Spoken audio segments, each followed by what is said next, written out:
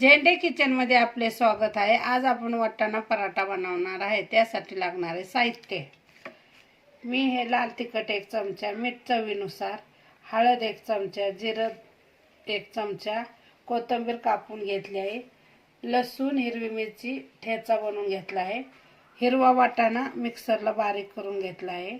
आता आपण बेसन, तांदळाचे पीठ, बाजरीचे पीठ आणि ज्वारीचे पीठ मिक्स करून पराठा बनवणार।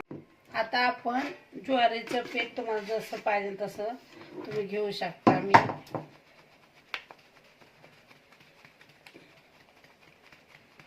आपण ज्वारीचं पीठ 2 वाट्या घेतले आहे। आता आपण बेसन पीठ 1 वाटी घेणार आहे। तुमच्या अंदाजानुसार तुम्ही बेसन पीठ घेऊ शकता, जसं तुम्हाला लागेल तसं।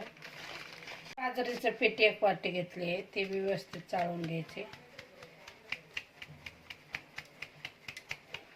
तांदळाचं पीठ 2 वाटे, असं सर्व पीठ आपण मिक्स करून घेणार आहे। सर्व पीठ आपण व्यवस्थित मिक्स करून घ्यायचं।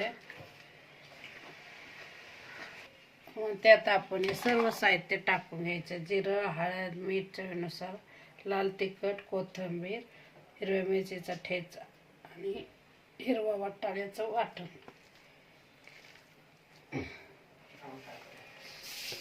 व्यवस्थित असं मिक्स करून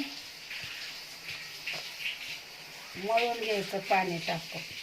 सर्व वस्तू आपण टाकून व्यवस्थित मळून घ्यायचे आहे पाणी टाकून।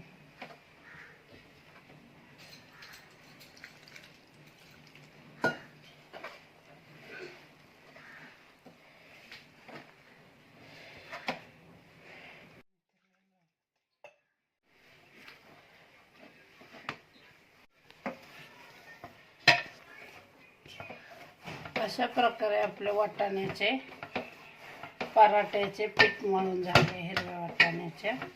आता आपण ते बनवून घेणार आहे।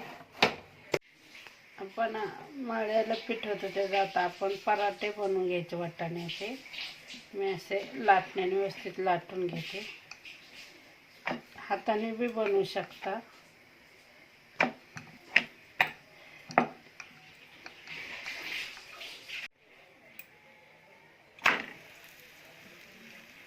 अशा प्रकारे आपण पराठे शेकून घ्यायचे आहे, व्यवस्थित भाजून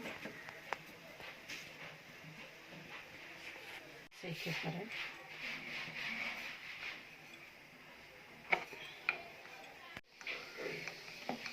अशा प्रकारे आपण बाकीचे पराठेही बनवून घेऊया।